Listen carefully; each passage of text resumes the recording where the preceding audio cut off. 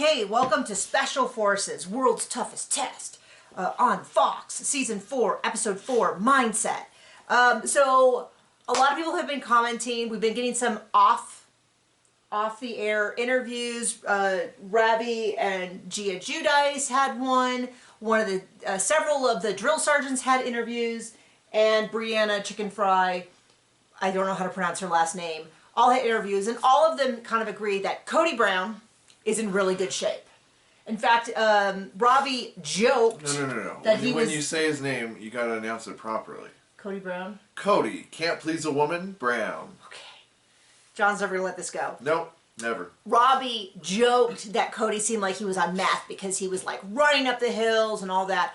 A lot of people have speculation that he is on something. You could have put anything in all those pillows he had. A lot of pillows.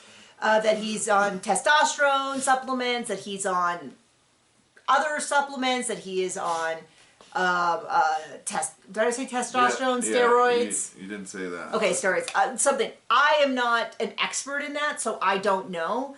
But it's just funny to me because, okay, great, he's in great shape. Doesn't change my opinion about him at all. Because my criticism of Cody Brown has never been, man, I don't like him because he's in bad cardiovascular shape. My criticism has always been he treats the people in his life terribly. He constantly lies on TV. He has terrible opinions towards women, just all of them. He has terrible opinions in general, and the fact that he's in good shape doesn't change any of that. It does seem like he's walking around without his shirt on a lot. I think to show off his six-packs, it does appear that you can see the definition of a six-pack, but on a very round body, once again, I don't know a lot about men's bodies. There we go. I don't have a problem if he does have a beer belly. I don't think, once again, that's the qualifications. But anyway, just getting that out of the way. It's day 4. We have a focus on 2 of the people this episode. Ravi Patel, who is an actor. We've seen him on Animal Control. That's what we know him from. I think he's been on a couple other things. And Andrew East, who is married to Sean Johnson, who is amazing and wonderful, and I'd like to see more of the female athletes in general. Andrew East seems like a really cool guy. This is an episode I really enjoy because we got to see more of them. Spoilers ahead, by the way. So they have 2 huge tasks today. One of them is they go to a classified location, and John's like, yeah, like they film it and all that. Yeah. You do enjoy making fun of the fact that they're not real military. I mean, the contestants aren't real military. Yeah. This is not real military training. And a lot of it is because one of the comments I made was like, I mean, clearly it's not real because, what are they going to do? It's like, well, clearly they're not going to fall back to their training that they have none of. Yeah, like it's like, I think I could do a lot of these well if I had training. Do I think I could do well with them right off the bat? Right. Yeah. I mean, I'd like to hope so, but I think it'd be a real roll of the dice. Right. You know, for any of them. Like, they have to rappel down. Well, it's funny because they say classified information, and then they turn around the dam. To one of the tallest dams in the world, they tell us. And it's like, pretty sure people know it's there. Pretty sure I could find that on satellite. So that just made me laugh. Classified. It's a classified location. I get it. They're trying to meld 2 things, which is TV entertainment and actors with Special Forces military, and there's just going to be a few friction points where those 2 absolutely cannot gel. It's a similar task to the coming out of the helicopter one in that it mostly relies on fear of heights, and it's very effective at that. I mean, I would be a little freaked out too. Yeah, I mean, And they're given codes to repeat at the bottom. And I feel like it's unfair because some of them feel like an easier code, like 6066. Absolutely, I can remember that. With 2 letters. It's like UG or AG or something like that. And that feels like a significantly easier code. Nick Young was one of the people who failed. I couldn't remember his code after watching for 10 seconds. But everyone else's seemed to have a little bit more of a pattern, like 46, 56, something like that. And it's worth noting Andrew East also got it wrong. He said UG instead of AG. He might have even misheard it. I don't know, but he really beat himself up. And Cody is right there to help because right before this task, as they're driving over, Cody's like, yeah, you weren't really famous, were you? As a football player, you don't get a lot of notoriety. And I'm like, I don't know if the guy who's known for being... Not pleasing a woman and being terrible husband and fail. Like, I don't know if he should be pointing fingers at people who didn't have a spectacular career. But Andrew's kind of like, yeah, you know, my wife's amazing. She's wonderful. People know me as her husband. He seems to feel, he's like 30 something, and he seems to feel really guilty still about his rookie year. We get back to that later. But yeah, Cody just seems to be, it seems like every time, oh, and then after he did it, he's like, I want to do it again. And the guy's like, shut up. Shut up. Yeah. Yeah, and Ravi Patel gets in trouble because he's kind of like cracking jokes. He's like, where are you from, drill sergeant? Oh, is that a nice part? And I get it, because as somebody else who is like, oh, I can diffuse the tension by making a joke, that feels very, very relatable. But they really hate it. They really do not like it at all. And then afterwards, they're going to film something. It looks like every time they rappel to the bottom, they're bring them back up before the next person goes, which would be the part that kills me, would be the waiting to go. I'd be like, can I go first? Just because I'm going to freak out if I have to wait an hour and a half before it's my turn, just being nauseous the whole time. That being said, he's like, oh, can we just run over to this gate real quick and pee? And they're like, who do you think you are? Just constantly cracking jokes. And then he does crack more jokes. And they do not find it funny. And they call him in for a speech. And their little drill sergeant speech, and you know, they do like, you're just constantly talking too much and you're doing this. And then of course they're like, what's the worst thing that ever happened to you? Then he tells this heartbreaking story about him and his wife had a baby girl who died 5 days after she was born. And he talks about how he had a 6-year-old at the same time, and the 6-year-old was across the street at her school, and they went and got her and brought her over so she could say goodbye to her daughter. It sounded like she was. They told him that she was brain dead. Wasn't her daughter? No, his daughter. Yes. Was brain dead, and that they were going to have to. It sounds like maybe remove life support. Is kind of, he didn't go into. He didn't use all the words. Specifics. But he just said, you know, that having to sit with his 6-year-old and say goodbye and all that. And of course, I'm like, you know, such an incredibly difficult thing. And then that was kind of it. And they went back, and he's like, yeah, I talk too much. And they said I'm too cocky, which isn't exactly what they said. They said he was goofing off too much, was a little bit closer. Maybe they did say cocky and it was just cut, because, you know, of course, these are edited and all of that. So the next day they have another challenge, and it involves tunnels. You were wildly uncomfortable the whole time. I just don't enjoy watching people panic. Yeah.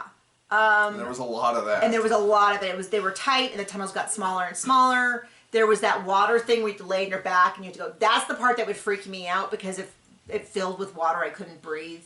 And I have recurring nightmares of drowning, so I think I was surprised no one freaked out, because a lot of people freaked out going to the tunnels. Gia Giudice absolutely almost quit. She was within seconds of quitting.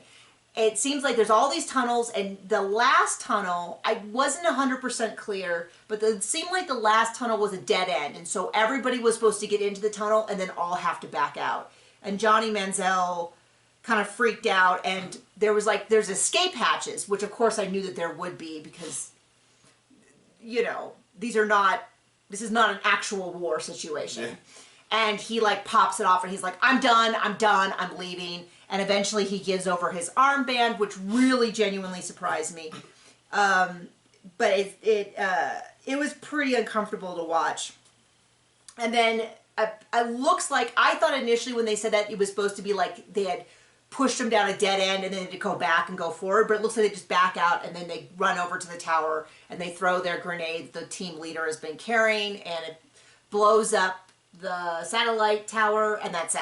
Is kind of what it looks like. Well, one of the team leaders, the last team leader we see, and I put last because I don't know if they film them in this order as opposed to show them in this order, is Andrew East.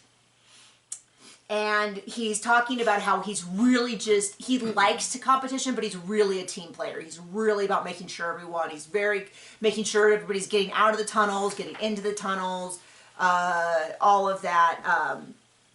And so they call him in. And it's the first time we really see them calling someone in for something other than, we don't like you. We have a problem with you. We want to chew you out about something. did they already call in Cody Brown? Was that in the first episode? I don't know. I don't remember because I'll have to go back and watch our own recaps and find out. But anyway, they talked to him about that his first year in the NFL, he underperformed and he really got in his head. And he is really tough on himself. Like, that was 11 years ago. Now that I'm older, 22 is like a baby.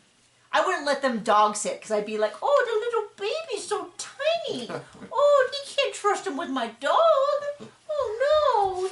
We get him a little bottle. Like, it seems so young to me. So it's easy for me with the perspective of time to be like, I'm sorry you didn't have more support and you didn't have more around you that helped you. You know, like, I have a background in sports psychology, I have a master's in it. It's hard.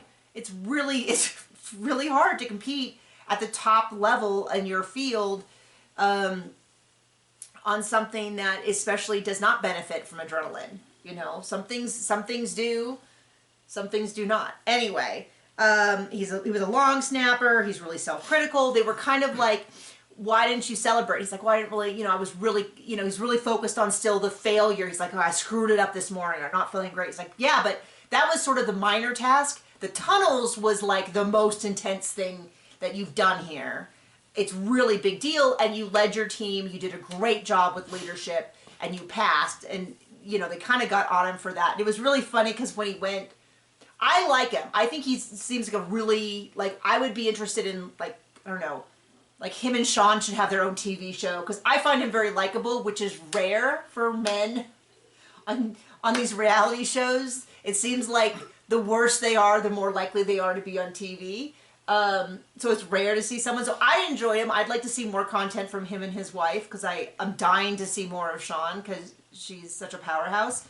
And he clearly loves his wife. He doesn't, you know, he talks about being her support and being known as her husband, but not in a way that makes me think that he's resentful of his wife because of it. More so like, I should be better for her.